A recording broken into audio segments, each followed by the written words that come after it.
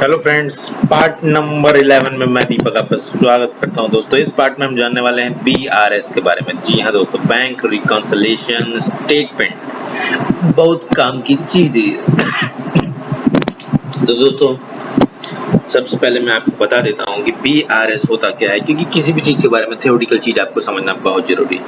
तो अभी जो मैंने रिसेंट टॉपिक पढ़ा है पिछले पार्ट्स में, जैसे कि जीएसटी, टीडीएस, टीसीएस, इन सबका थ्योरी पार्ट में अलग से अपलोड करूंगा, लेकिन ये बीआरएस के बारे में ज्यादा था नहीं, तो मैंने सोचा कि इसी पार्ट में आपको थोड़ा सा समझा देता हूँ। तो फ्रेंड्स, ये देखिए, बीआरएस मतलब bank reconciliation. Bank reconciliation tally prime में एक ऐसा ऑप्शन है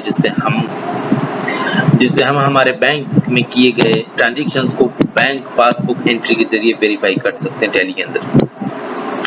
बिजनेस में होने वाले बैंक बुक और कैश बुक संबंधित लेन देन में वास्तविक रूप से मिलने वाले मिलन करने के लिए हमें बीआरएस करना पड़ता है। बैंक बुक और कैश बुक में जो डिफरेंस अमाउंट आता है उसका समाधान करने के लिए बीआरएस का यूज करते हैं। जी हाँ दोस्तों, तो बीआरएस क्यों पढ़ रहे हैं ये तो समझ में आया होगा। चलिए बिना टाइम वेस्ट इसकी एंट्री हम लोग टैली के अंदर स्टार्ट करते हैं।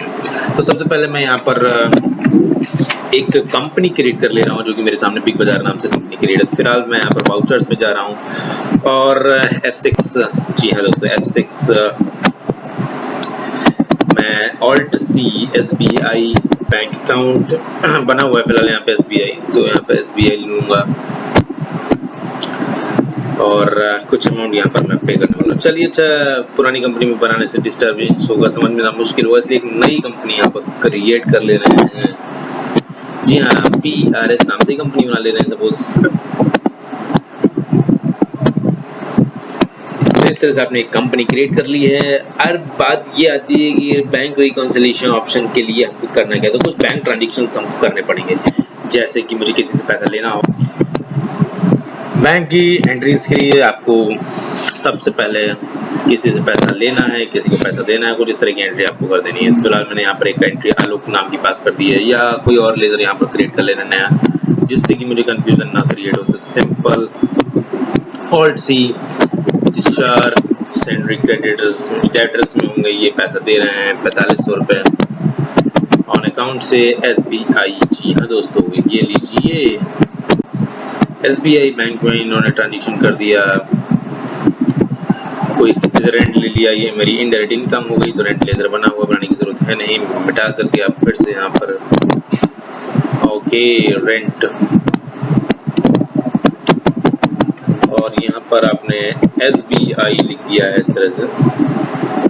इसके तो बाहर जाएंगे तो मुझे इन एंट्रीज करना है टैली के अंदर। सिंपल हम लोग बाहर से ही बैंकिंग में जाएंगे और बैंक रिकॉन्सिलिएशन SBI, ये देखिए दो एंट्री आपके सामने शो कर रहा है, एक तुषार वाली, एक रेंट वाली। और यहाँ पर ये है काम की चीज जो हमें समझना है। बैलेंस एज पर बैंक है 5500 रुपए, जबकि अमाउंट 9000 रुपए, जो कि बैंक को रिफ्लेक्ट ही नहीं हुआ फ्रेंड्स। जी हाँ, ये जो 45 की दोनों एंट्री है वो हमारी बैंक में रिफ्लेक्ट नहीं हो रही है, क्योंकि अभी हमने उसके चेक वहां तक पहुंची कि नहीं उसकी डेट नहीं डाली है। तो सिंपल हम लोग क्या करेंगे, balance as per company book है 3500 रुपए, तो हम लोग यहाँ पर उसकी क्लियर की डेट यहाँ पर जिस तारीख को वो बैंक में पहुंचा देखिए, हमने जहां पे 1 अप्रैल डाला तो वो 4500 रुपए क्लियर हो गए, 9000 से भी 4500 हो गया है, क्यों, और यहाँ पर हो गया है 1000 रुपए।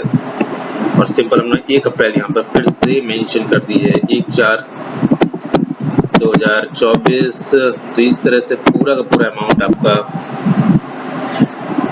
अभी देखिए आप, अभी आपका जो amount not reflected in bank वो कितना हो गया है, 0, यानी कि सारा अमाउंट आपका बैंक पर रिफ्लेक्ट हो चुका है। तो अभी जब आप रिकंसिल करने जाएंगे तो आपको सामने कोई एंट्री नहीं देखने को मिलेगी, क्योंकि आपने क्या कर दिया है, उन एंट्रीज का बीआरएस यानी बैंक रिकंसिलिएशन स्टेटमेंट कर दिया। उम्मीद करता हूँ पार्ट नंबर 11 आपको समझ में आया होगा। मिलते हैं पार्ट नंबर 12 में, तब तक के लिए बाय बाय।